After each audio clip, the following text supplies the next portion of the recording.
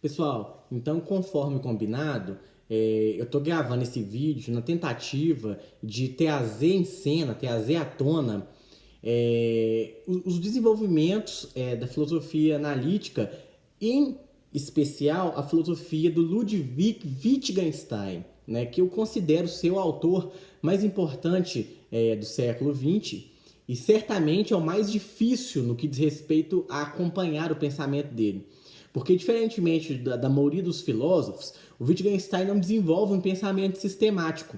Então, não adianta você tentar ler as teses dele, as teorias dele, na busca de compreender algo que seja linear, como se ele escreve de uma maneira em que aquela conclusão, aquela inferência é o resultado de um processo. Não, não. Não há um processo contínuo na obra do Wittgenstein, muito pelo contrário.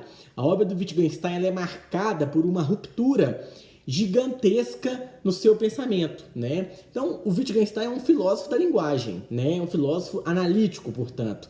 E a filosofia analítica, vocês já viram a pretensão dela, o objetivo dela. Eu resolvi fazer esse vídeo um pouco mais curto, mas justamente para a gente tentar ali compreender o que de fato o Wittgenstein, quem foi esse personagem, né? Biograficamente, eu já mencionei que ele é um austríaco, nasce em 1889, falece em 1951, né? Foi um sujeito que, ao contrário da maioria dos filósofos, ele não tinha formação filosófica, ele não era um filósofo de profissão, de formação. O que ocorreu com ele? Ele é um estudante de engenharia aeroespacial, né? Que isso vai para Cambridge, na Inglaterra, e lá ele tem contato com um professor de matemática e também filósofo, Bertrand Russell. E o Bertrand Russell dá ali os primeiros passos, é uma espécie de mentor intelectual do Wittgenstein. E o Bertrand Russell é um filósofo analítico já naquele período extremamente consagrado. O que acontece? Ao entrar em contato com a obra do Bertrand Russell, o Wittgenstein fica perplexo. E após esse primeiro contato, o Wittgenstein ele vai a ter uma tese que é central no pensamento do Wittgenstein, que é todos os problemas de filosofia são problemas de linguagem. Em outras palavras, é como se ele dissesse assim, a gente pode pegar todos os problemas filosóficos e reduzir a eles a um problema central, que é o problema de linguagem. Então, quando nasce um problema filosófico, é o resultado do erro, da imprecisão da linguagem. Então, olha só, na primeira fase do pensamento, olha só, a gente divide isso, é muito importante para a gente entender o Wittgenstein. Né? E a nossa prova vai cobrar essa virada do Wittgenstein, essa mudança de pensamento do Wittgenstein. Primeira fase, a gente pode chamar do jovem Wittgenstein, no início da sua carreira filosófica, ele vai desenvolver um livro que é em virtude desse livro que ele se torna um filósofo famoso, que é o Tratados Lógicos Filosóficos, né? E esse texto é um texto que é publicado em 1921, né? É um texto de profundo impacto, e esse texto revoluciona a filosofia da linguagem. E relembrando e retomando as nossas aulas do passado, o que a gente pode afirmar? A filosofia da linguagem, todos os filósofos analíticos, né, fazem uma análise lógica da linguagem. A premissa pela qual eles se baseiam é a filosofia ela deve analisar a linguagem. Então a gente tem dois grandes aspectos que envolvem a linguagem. Né? A gente tem um aspecto semântico, que é a teoria do significado. A gente tem um aspecto sintático, ou a sintaxe, que diz respeito às normas ou regras gramaticais, regras de combinação, predicado, sujeito, enfim. Então nós temos ali verbo, então você tem, por exemplo, né, usualmente a gente tem ali uma oração, uma sentença, você tem ali um sujeito, você tem um verbo que acompanha esse sujeito, né, um verbo que realiza a ligação, flexiona, e o predicado que acompanha o verbo, ou seja, juntamente você tem ali o quê? Por exemplo, se eu falo, a mesa é redonda. A mesa, né, é o sujeito, você tem o que é o verbo de ligação, e o predicado que é redondo. Olha só, o primeiro ponto desse livro, esse livrinho aqui, ó, que foi publicado em 1921, e é um texto extremamente difícil, É um texto lógico, então você tem ali sete grandes sentenças, e esses sete grandes aforismas, eles baseiam todo o livro. E você tem as casas decimais, que seria uma espécie de consequência lógica que acompanha os desdobramentos dessa sentença primeira, sentença primitiva. Então, eu enviei para vocês aquele pequeno texto que contém as sete grandes sentenças desse livro, Tratados Lógicos e Filosóficos. Além de ser um texto de filosofia, como o próprio nome já sugere, é um livro de lógica. E nesse livro também ele fala em problemas de matemática, filosofia da matemática, ele trata de problemas de filosofia da mente, é um texto extremamente difícil. E nesse texto ele vai falar assim, qual é a função da linguagem? Você tem ali basicamente quatro grandes problemas nesse texto ali que tá por trás desse texto. Qual a relação que existe, a relação psicológica ou mental que existe entre o objeto e a intenção psicológica de nomear esse objeto? Tá? Essa é a primeira grande pergunta, grande interrogação do Wittgenstein. Segunda grande interrogação é como é que ocorre a relação ou a conexão entre o nomeado, o nome e o próprio objeto. Então, por exemplo, eu tenho livro, eu tenho o nome livro e existe um objeto que como se fosse uma espécie de etiqueta, eu colei ali, livro. Então, é como se... E aí eu vou chegar para a tese. A tese principal desse livro é que a linguagem ela representa o mundo. Portanto, significa que... Como é que surge o significado? É aquilo que você verifica. É uma correspondência com a realidade. Terceiro aspecto diz respeito a como a linguagem, como ocorre a relação entre linguagem e verdade e falsidade. Então, por exemplo, se eu crio uma sentença qualquer, se eu afirmo uma sentença qualquer, o atual presidente dos Estados Unidos é o Donald Trump, ou o atual presidente dos Estados Unidos é o Barack Obama. Bom, essas duas proposições, elas têm sentido, como vocês já sabem, né? O que dá sentido para uma proposição? É a possibilidade dela ser verificada empiricamente, né? Então você tem um objeto no mundo, que é Donald Trump, e você tem um objeto no mundo que é Barack Obama. Você tem uma descrição definida. O que é a descrição definida? O atual presidente dos Estados Unidos. Então, o que torna Donald Trump, seu atual presidente dos Estados Unidos, verdadeiro, e Barack Obama como atual presidente dos Estados Unidos, falsa? E reparem que o atual é que mudou todo o sentido da frase. Que o atual tem o sentido de aqui e agora. Ou seja, tem um sentido de temporalidade nessa frase. Ou se eu falasse agora presidente dos Estados Unidos, nesse sentido, o próprio Barack Obama, o George Bush, o Jimmy Carter, o Richard Nixon entrariam no pacote como presidente dos Estados Unidos. Então, é como se a linguagem, e de fato, esse é o argumento dele, a linguagem é um quadro. É uma picture, que ele usa no texto em inglês. É uma picture, um quadro que retrata a realidade, é uma fotografia. Então, há uma homologia, um espelhamento entre mundo e linguagem. Então, a linguagem é uma ponte que liga a minha frase, os meus pensamentos, as minhas crenças ao mundo externo. A outra parte diz respeito à lógica. Como a lógica é capaz de remover as imprecisões linguísticas. Então, por exemplo, a lógica ela é dotada de vários aspectos. Você tem, por exemplo, os conectivos, né, que ligam dois predicados. Então, vamos pensar, Crisman é alto e magro. Você tem um conectivo. Você uniu dois predicados, alto e magro. Porque nesse caso é falso, só para dar um exemplo. Você tem disjunção.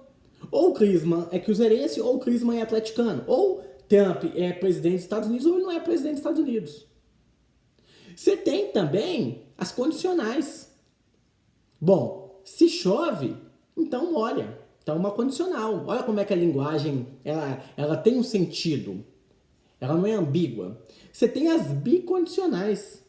O que são as bicondicionais? Se e somente se. Então, nós vamos voltar às aulas presenciais se e somente se o governo liberar. Então, isso é uma bicondicional. Olha só, você tem também o que nós chamamos de quantificadores. Você tem os universais todos. Então, todos os mineiros são brasileiros. Isso é universal. Você tem também os particulares. Então, alguns brasileiros são mineiros. Você tem um particular. E você tem também os universais negativos, né? Que nenhum, que é a negação. Nenhum europeu é brasileiro, ou nenhum argentino é brasileiro. Ou seja, essa é a função da linguagem. Então, é como se o Wittgenstein estivesse falando pra gente assim, bom, a linguagem, ela não é imune de erros. Se existe um erro, é porque a gente está usando mal a linguagem. Isso é fruto de ambiguidade linguística. Então, qual é a tarefa do filósofo? Remover essas ambiguidades, remover esses erros linguísticos. Beleza? Então, para a gente entender isso aqui, é como se ele estivesse falando assim, aprender uma linguagem não é relevante. O que é relevante é descobrir a essência da linguagem. Porque se você descobre a essência da linguagem, você descobre o que é de fato a linguagem. Então a linguagem, ela representa o mundo.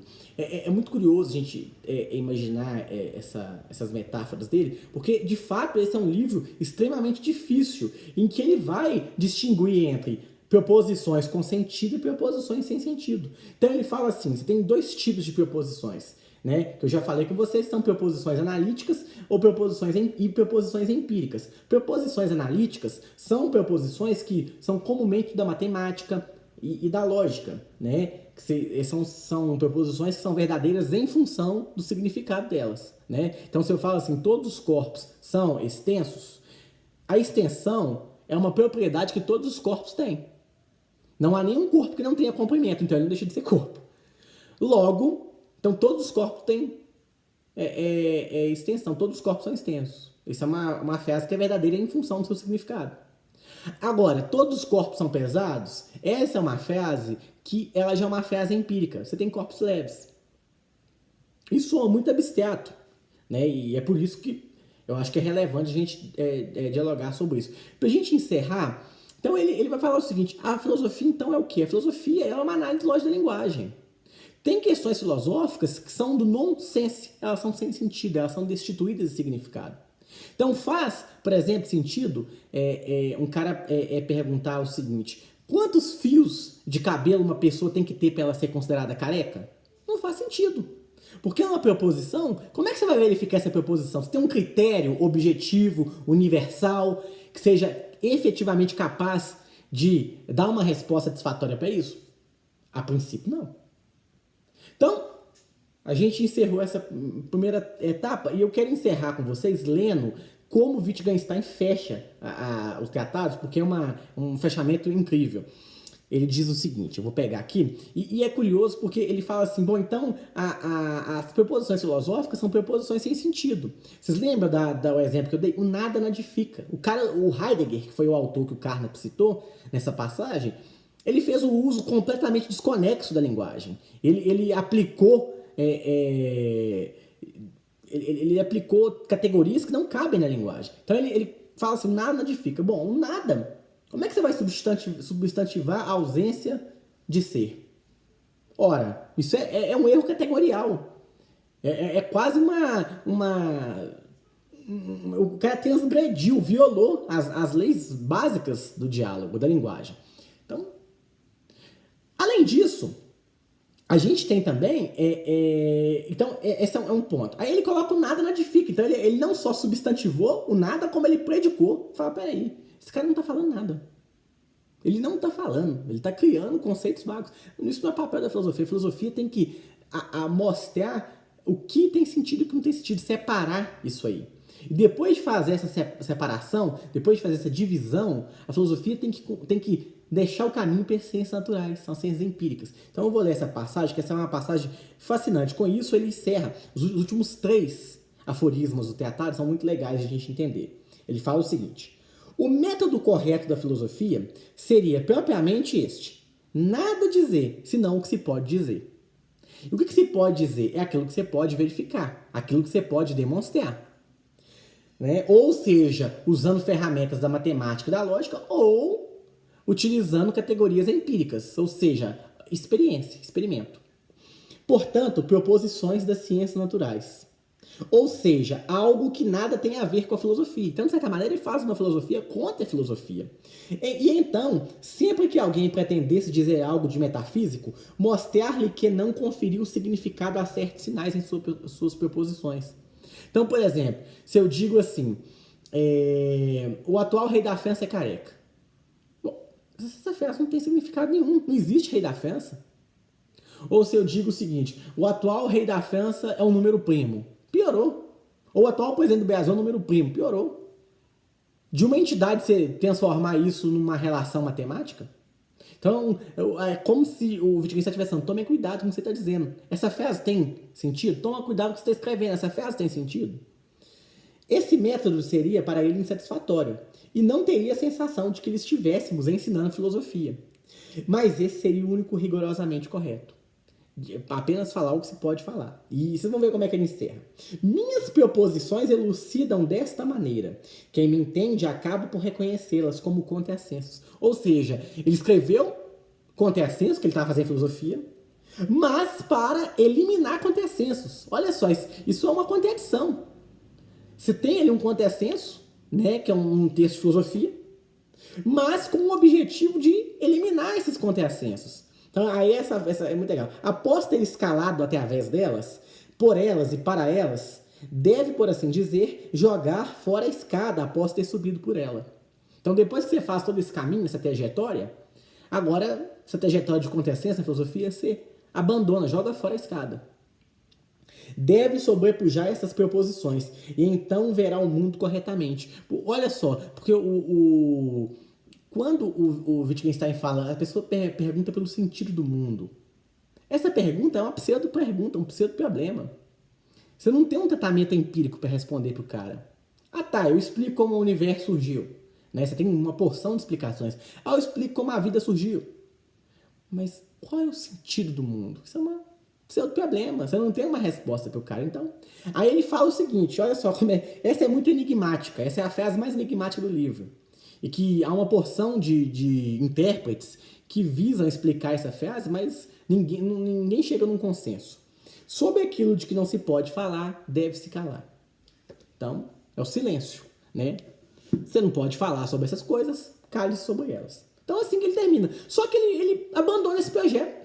Ele fala assim, bom, eu expliquei todos os problemas da filosofia e tal. Só que depois, ele percebe o seguinte, é um erro aprender uma linguagem, descobrir a linguagem, não é só por ostensão. A linguagem não representa a realidade. A linguagem não representa o mundo externo. Isso é falso. Ele descobre isso. Porque a linguagem é muito mais inflacionada. A linguagem, ela não é unânime, ela não é a priori, ela não é dada. A linguagem resulta de práticas sociais.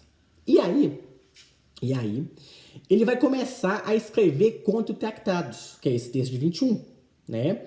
E ele vai, então, aí é a segunda fase do pensamento dele, que é o Wittgenstein maduro, o Wittgenstein idoso, digamos assim, né? Ele não viveu muitos anos, ele morreu com 62 anos. Mas é o Wittgenstein já que recusa as teorias da linguagem como representação da realidade. A linguagem não figura a realidade para ele. E aí ele vai, em 53, póstumamente, publicar esse livro aqui, As Investigações Filosóficas, que é um outro texto que é justamente uma tentativa de rechaçar aquelas opiniões. Então, olha só, aqui a linguagem, ele compara a linguagem a uma forma de vida. Ele fala assim, não existe a linguagem como um substantivo, um universal, algo singular. Ele coloca no plural. Existem jogos de linguagem, existem jogos de linguagens. E cada comunidade, cada conjunto de falantes elabora jogos de linguagem com uma espécie de regras definidas. Mas ele não explica o que é jogos de linguagem. Ele fala assim, não tem como você explicar o que é linguagem. Não existe uma essência da linguagem. A gente só aprende a linguagem inserido numa comunidade. Em outras palavras, é um erro filosófico tentar descobrir qual é o núcleo, qual é a essência, se existe uma sentença atômica. Não existe uma linguagem única. Não existe a essência da linguagem. A linguagem ela é pública e ela é resultado de jogos de linguagem. Então, ele também não define o que é jogos. Ele só fala assim, bom, o que há que há de um traço comum entre vários jogos? Ele compara isso que ele chama de semelhanças de família. O que são semelhanças de famílias? Ele pede pra gente pegar um álbum. Então, ali dentro daquele álbum ali de famílias, ninguém é igual, mas você tem traços de semelhança. A mesma coisa jogos de linguagem. Então, por exemplo, no futebol, você tem um determinado conjunto de regras. No hóquei, você tem outros conjuntos. No vôlei, você tem outros conjuntos. No basquete, você tem outros conjuntos. E na vida também, você tem outros conjuntos. Então, a gente está, a todo momento, usando jogos de linguagem. Quando você está lá com seus colegas, você usa um tipo de jogo de linguagem. Um jogo mais descolado, entendeu? Com mais gírias. E aquelas gírias fazem sentido para vocês. Olha só como é que é legal associar isso aqui. Vamos imaginar quando a gente liga a televisão e está passando lá um debate de juristas. A linguagem do direito, ela está associada ao direito. É uma comunidade de falantes do direito. Então, entender o que a comunidade de direito fala não é fácil, não. A gente tem que fazer, de fato, uma grande mentalidade, tem que ter um grande apreço e uma familiaridade. Então a gente aprende uma linguagem com a familiaridade com o hábito. Então ele compara a aprendizagem de uma linguagem com uma criança. Uma criança, por isso é que apontar para um objeto não é suficiente. Livro, não. Porque o livro ele tem vários usos. É como aquele exemplo que eu dei da sinonímia. Você tem banco para várias situações. Então, a palavra, ela diz respeito ao contexto. Tem uma passagem no Investigações Filosóficas que o Wittgenstein dá o exemplo do cara que está construindo, o construtor e o ajudante dele. Então, o construtor grita pro cara lá, lajota. O cara joga lajota. Tijolo, o cara joga tijolo. Prego, o cara joga prego. O que ele quer dizer com isso? Uma palavra já tinha o significado de uma sentença enorme. Quando ele falou prego, ele não falou só simplesmente prego. O que o ajudante entendeu? Manda os pregos, Tiago prego. O que acontece então? Cada situação, cada contexto tem um jogo de linguagem específico, que diz respeito àquele contexto. Isso também quer dizer que a linguagem ela é uma forma de vida, ela é uma ferramenta. Não faz sentido eu perguntar qual é a essência da linguagem. A gente tem que ver como é usada a linguagem. A linguagem é domínio público. Compreender, dominar uma técnica linguística é dominar situações. Ou como um filósofo americano, que foi um grande estudioso do Wittgenstein, chamado Wilfrid Sellars, chamava, dar razões, o espaço lógico das razões. Então, por exemplo, quando um cientista elabora uma hipótese e você testa aquela hipótese, ele está fazendo um jogo de linguagem. Dentro daquele jogo de linguagem, aquela hipótese pode se revelar verdadeira ou falsa. Quando uma comunidade de nativos aprende falar uma linguagem, ela está jogando um jogo de linguagem. É curioso, porque ele dá muito exemplo de xadrez, né? O que é jogar xadrez? Você não aprende a jogar xadrez, você falando que o cara assim, ó, o cavalo, a trajetória dele é em L, ele só se move em L. O bispo é só em diagonal. Mesmo que o cara entenda o que é diagonal, o que é L, ele não vai entender. O que é preciso para o cara aprender a jogar xadrez? Tá familiarizado. É a mesma coisa de uma criança. Ela, a princípio, ela começa a falar em terceira pessoa, a se referir e a elucidar as suas intenções, a exprimir suas intenções em terceira pessoa. Somente depois que ela cria a noção que tem um eu ali por trás. Isso quer dizer que a linguagem, ela é uma prática social. Então, aprender uma linguagem não é só estudo, não é só educação, é estar ali dentro daquela comunidade. Né? Eu só para encerrar vou ler o texto do Wittgenstein, uma passagem, para elucidar o que são os jogos de linguagem. Né? Eles são formas de vida. Então, você tem uma porção de jogos de linguagem. Vou dar um exemplo para vocês que eu acho muito legal. Esse exemplo nem do Wittgenstein, é um exemplo do Russell, que eu acho extremamente legal. Olha só, você tem. O cara tá andando no deserto, aí ele encontra uma água. Aí ele exclama, água! Ele fica. Se o cara for fazer a pergunta, água. Se o cara for afirmar, água. Se o cara for negar, água. O que eu quero dizer? A linguagem, então, para nós que entendemos ela, é muito simples. Eu não preciso. Imagina que cada palavra. Tem uma passagem de Wittgenstein que eu acho bacana eu mencionar para vocês. Você vai, né? Sua mãe, seu pai manda você ir lá no sacolão. Aí você vai e entrega pro cara lá 5 maçãs vermelhas. Olha só que se a linguagem fosse como o primeiro Wittgenstein pensou, que ele se coloca na terceira pessoa também nesse texto, nas investigações, que é esse texto aqui. Se a linguagem fosse como ele pensou, você chegaria lá no sacolão e colocaria lá 5 maçãs vermelhas.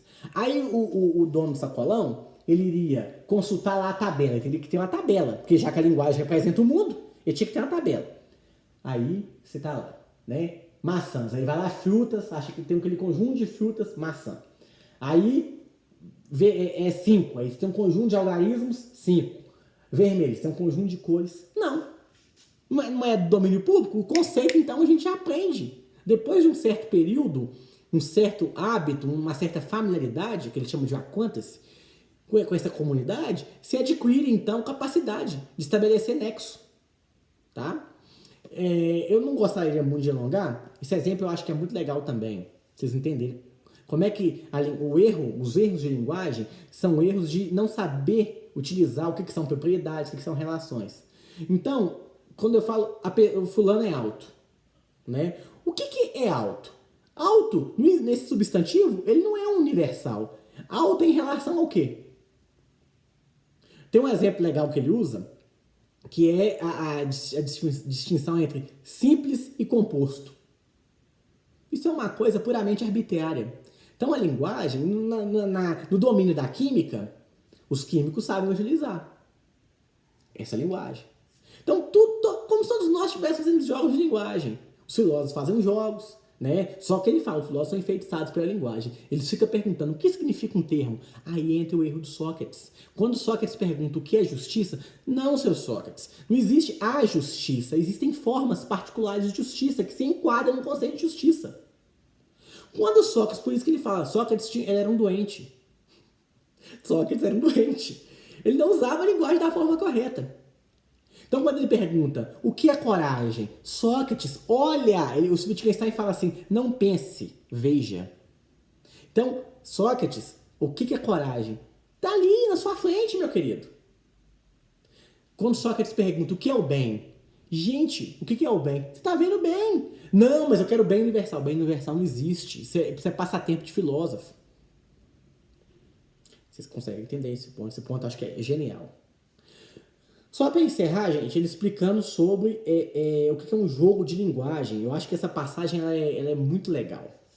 Ele fala o seguinte, quantas espécies de frase existem? Afirmação, pergunta, comando, talvez. Há inúmeras de tais espécies. Inúmeras espécies diferentes de emprego daquilo que chamamos de signo. Signo, gente, tem a ver com a semiótica. O que é semiótica? Semiótica tem a ver com imagens. Então, por exemplo, isso é bem legal. Para quem não está familiarizado com as regras da linguagem, de uma linguagem semiótica, da habilitação, do automóvel, tem lá o semáforo. O cara que sabe interpretar, ele sabe o que verde significa, né? Verde se prossiga, o laranja ali, atenção, e o vermelho pare. Isso é uma forma de linguagem. Agora, se perguntar, qual é a essência daquele verde? Qual é a essência daquele não pare? Não faz sentido. Wittgenstein não faz sentido. Isso é um signo, tá? Palavras, frases. E essa pluralidade não é nada fixo. Um dado para sempre, mas novos tipos de linguagem, novos jogos de linguagem, como poderíamos dizer, nascem, outros envelhecem e são esquecidos. Uma imagem aproximada disto pode nos dar as modificações na matemática. O termo jogo de linguagem deve aqui salientar que o falar da vida da linguagem é uma parte de uma atividade de uma forma de vida. Linguagem como uma forma de vida. Imagine a multiplicidade de jogos de linguagem por meio destes exemplos. comandar, agir segundo comandos, descrever um objeto conforme aparência ou conforme medidas, produzir um objeto segundo uma descrição, relatar um acontecimento, desenhar, conjecturar sobre o acontecimento expor uma hipótese e prová-la, apresentar os resultados de um experimento por meio de tabelas e diagramas, inventar uma história, ler, representar um teatro, cantar uma cantiga de roda, resolver enigmas, fazer uma anedota, contar, resolver um exemplo de cálculo aplicado, traduzir de uma língua para outra, pedir, agradecer, maldizer, saudar, orar. Aí ele complementa. Interessante comparar a multiplicidade das ferramentas da linguagem e de seus modos de emprego à multiplicidade das espécies de palavras e frases com aquilo que os lógicos disseram sobre a estrutura da linguagem. E também o autor do Tratado de Lógica Filosóficos, que é ele mesmo. Então, ou seja, não existe estrutura da linguagem. A linguagem é múltipla e ela abarca, ela ocupa várias esferas da vida humana. Tá? Gente, perdão por estender, mas é porque o Wittgenstein é um autor que eu acho que, assim, e mesmo com essa aula longa, faltou muita coisa. O Wittgenstein é gênio, e assim, quando a gente voltar, a gente vai ver se a gente retoma algumas ideias dele. E é isso aí, no mais, tá? Um abraço pra vocês, tá? Fiquem na paz e a gente se vê, se cuidem, gente, tá? E em breve a gente volta presencialmente, vai ser uma delícia encontrá-los. Vai ser, assim, maravilhoso poder a gente discutir esses problemas aí, tá? Podem trazer problemas também, tá? Se vier alguma coisa interessante, tá? Nós estamos aí, tá? Todos os professores estão engajados nessa luta que não é fácil, mas a nossa equipe, o Colégio Nilza Dutra, abraça, né, a gente aí, os professores, a equipe pedagógica, e vocês. Eu agradeço a cada um o empenho, tá? A família de vocês, pra gente se adaptar a essa situação, tá? Fiquem na paz.